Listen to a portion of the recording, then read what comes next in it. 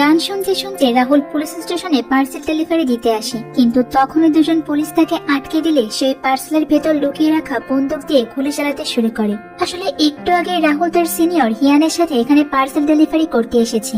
আজকে তারা শহরের একটা পুলিশ স্টেশনে পার্সেল ডেলিভারি করবে। তো এরপর তো রাহুল পার্সেলটা নিয়ে পুলিশ স্টেশনের ভেতরে যায় আর হিয়ান বাইরে অপেক্ষা করতে থাকে।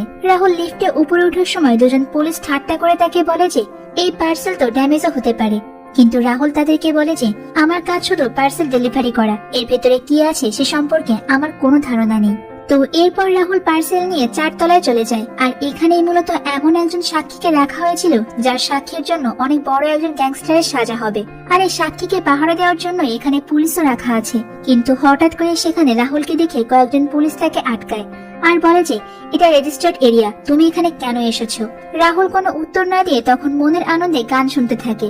আর তখনই হঠাৎ করে একটা পুলিশ লক্ষ্য করে যে রাহুলের হাত ওই পার্সেলের ভেতরে ঢোকানো। তো তারা কিছু বুঝে ওঠার আগে রাহুল তখন গুলি চালিয়ে দেয় আর এই পার্সেলের ভেতর থেকে বন্দুক বের করে একে একে সেখানে থাকা সবাইকে মেরে ফেলে। এরপর সে ওই সাক্ষীর কাছে গিয়ে তাকেও হত্যা করে ফেলে। তারা মূলত এখানে এসেছিল ওই সাক্ষীকে মারার জন্যই, আর এটাই ছিল তাদের আজকের মিশন। এরপর মিশন শেষ করে রাহুল হিয়ানকে ফোন দিতে বাইরে বের হয়, আর ঠিক তখনই পেছন থেকে কেউ একজন তাকে আঘাত করে নিচে ফেলে দেয়। রাহুল তখন দেখতে পায় তাকে আঘাত করা লোকটা আর কেউ নয়, বরং তার সাথে আসা হিয়ান। আহত অবস্থায় সে হিয়ানকে জিজ্ঞাসা করে যে তুমি আমাকে এখন মেরে ফেলবে? উত্তরে হিয়ান বলে যে হ্যাঁ, মিশন শেষ হতেই তোমাকে মেরে ফেলার অর্ডার দেওয়া হয়েছে, কারণ তুমি অল্প কয়েকদিনে এই কোম্পানির ব্যাপারে অনেক কিছু জেনে গিয়েছো। আসলে আমি কেবলমাত্র অর্ডার ফলো করছি, তাই আমার হাতে এখন আর কিছুই করার নেই। মারা যাওয়ার আগে রাহুল হিয়ানকে তার একটা শেষ ইচ্ছা পূরণ করতে বলে। সে বলে যে আমার জমানো কিছু টাকা পয়সা আছে, সেগুলো তুমি আমার মায়ের কাছে দিও। তো হিয়ান এবার তার কাজ শেষ করে বাইরে বেরিয়ে আসে।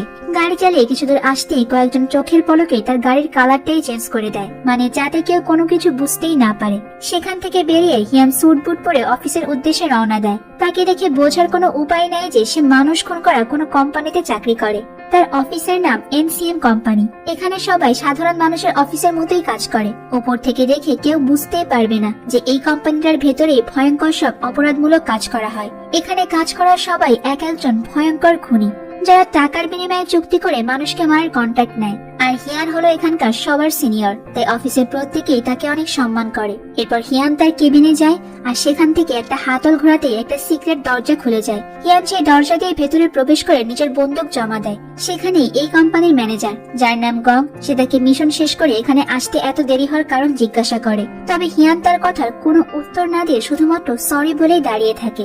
এবার গং জিজ্ঞাসা করে রাহুল কোথায়? হিয়ান উত্তর দেয় যে আমি তাকে মেরে মিশন কমপ্লিট করেছি। আসলে হিয়ান অফিসের সিনিয়র হলেও এই ম্যানেজার লোকটা তাকে একদমই সহ্য করতে পারে না। এরপর হিয়ান তার বন্ধু মুসার সঙ্গে দেখা করতে যায়, যে কিনা ওই কোম্পানিতেই একসময় কাজ করত। তবে এখন সে এসব কাজ থেকে অবসর নিয়েছে। আসলে মুসার কাছ থেকে হিয়ান এই খুন করার কাজ শিখেছে। হিয়ান তাকে বলে যে গতকাল একটা মিশন শেষে রাহুল নামের নতুন ছেলেটাকে মেরে ফেলেছি, কিন্তু মারা যাওয়ার আগে ছেলেটা তার পরিবারকে সাহায্য করার জন্য আমার কাছে রিকোয়েস্ট করেছে, তাই আমি ছেলেটার পরিবারকে সাহায্য করতে চাই। এখন তুমি কি বলো?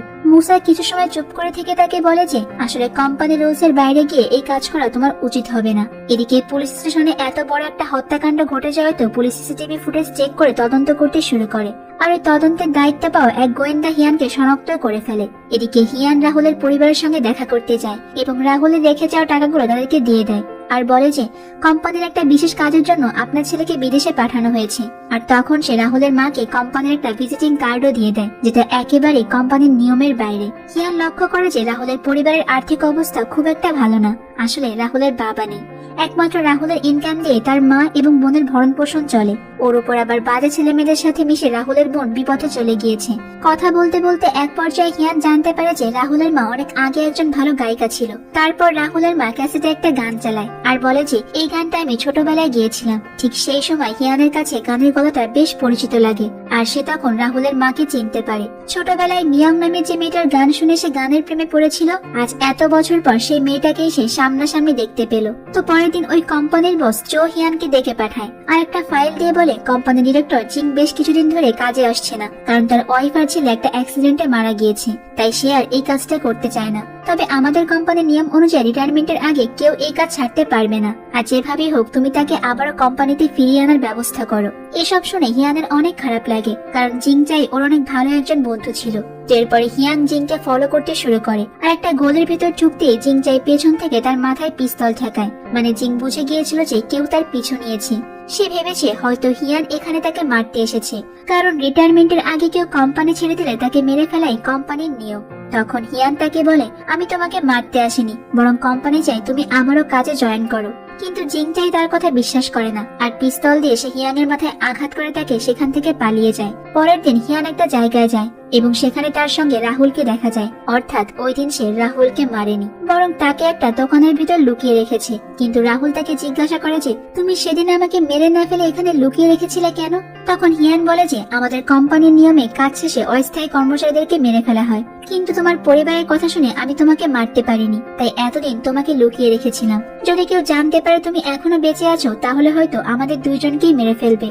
এরপর রাহুল এবং তার পরিবারকে সাথে নিয়ে হিয়ান সেই দিন রাতে বাইরে ডিনার করতে যায়, আর সবাই অনেক ভালো একটা সময় কাটায়। কিন্তু রাহুলের পরিবার তো জানে না যে সে এতদিন কোথায় ছিল।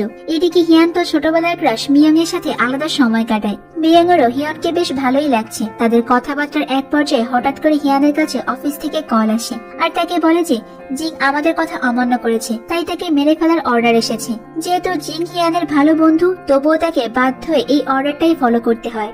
তাই হিয়ান তখনই জিংচাইয়ের বাসায় চলে যায়। জিংচাই তাকে দেখে বুঝে যায় তাকে উপরে পাঠানোর আদেশ দেয়া হয়েছে, তাই সে নিজেকে বাঁচানোর সবটুকু চেষ্টা করে। কিন্তু এক পর্যায়ে হিয়ান তাকে কাবু করে ফেলে। মাথায় বন্দুক ঠেকিয়ে হিয়ান তাকে বলে যে তুমি চাইলে এখান থেকে পালাতে পারতে। জবাবে জিংচাই বলে এমনিতেই আমার বেঁচে থাকার আর কিছু অবশিষ্ট নেই, তার চেয়ে তুমি আমাকে মেরেই ফেলো। হিয়ান তখন গুলি চালায় এবং তার মিশন শেষ করে সেখান থেকে চলে আসে। পরের দিন কোম্পানির সবাই মিলে এক জায়গায় বসে পার্টি করে। আসলে এটা ছিল হিয়ানের প্রমোশনের পার্টি। এতগুলো সফল মিশন শেষ করার কারণে তাকে এখন কোম্পানি ডিরেক্টর বানিয়ে দেওয়া হয়েছে।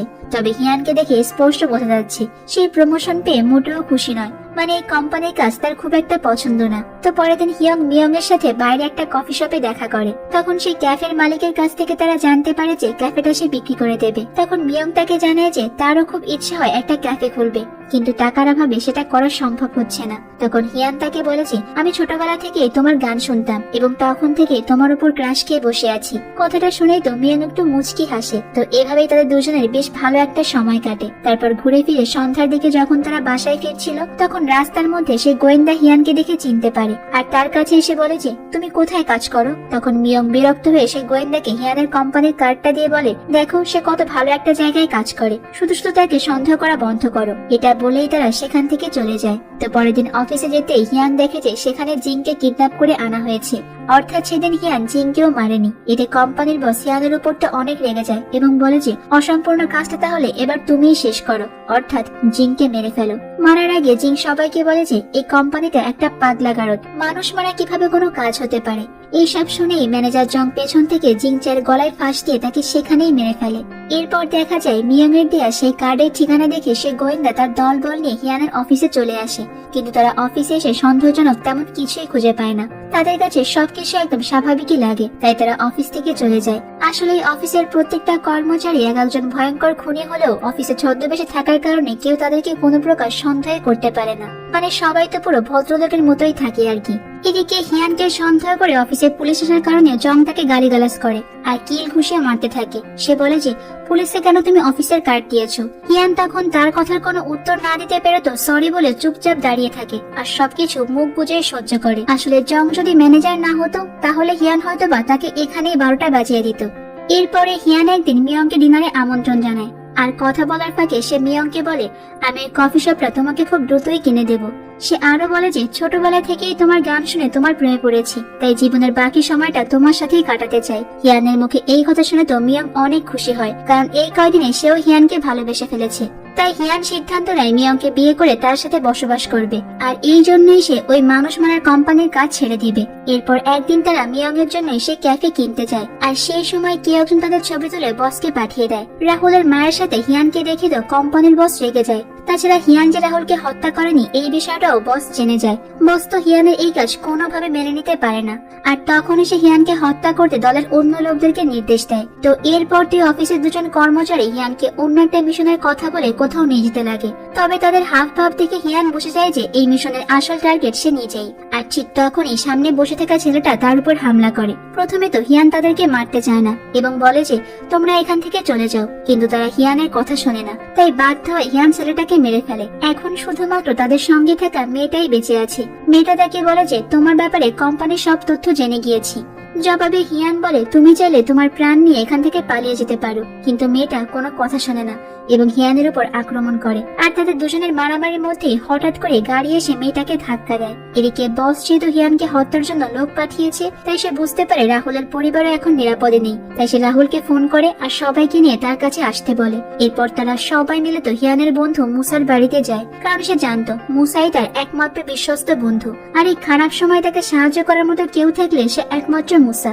মুসা হিয়ানকে বলে যে তুমি তো জানো আমাদের কোম্পানি কতটা নিষ্ঠুর, তাই কোম্পানির রুলস এর বাইরে গিয়ে কোনো কাজ করা তোমার উচিত হয়নি, আর এতে করে তো তোমার নিজের জীবনের ঝুঁকিও বেড়ে গেল। তারপর হিয়ান রাহুলের পরিবারকে তার আসল পরিচয় জানায়। সে কোথায় চাকরি করে, কি কাজ করে, এই সবকিছু খুলে বলে। আর এটাও বলে যে রাহুল কোথায় কাজ করতো আর এতদিনই বা সে কোথায় ছিল। এসব কথা জানতে পেরে তো মিয়ং খুবই কষ্ট পায় আর হিয়ানের উপরও ভীষণ রেগে যায়। তো পরের দিন হিয়ান তার বাসায় যায়, কারণ বাসার বেসমেন্টে সে তার সকল টাকা পয়সা লুকিয়ে রেখেছিল। সেখানে সে কোম্পানির অনেক মানুষকে দেখে যারা তাকে মারতে এসেছিল। হিয়ান তাদের চোখ ফাঁকি দিয়ে তার সব টাকা পয়সা নিয়ে আবারও মুসার বাড়িতে ফিরে আসে। আর আসার পথে সে তার বসকে ফোন করে জানায় যে সে আর কোম্পানিতে কাজ করবে না। এরপর মুসার বাড়িতে এসে সে কোম্পানির লোকেদেরকে দেখতে পায় আর ভাবতে থাকে যে ওই কোম্পানির লোকেরা আবার রাহুলের পরিবারের কোনো ক্ষতি করবে না তো।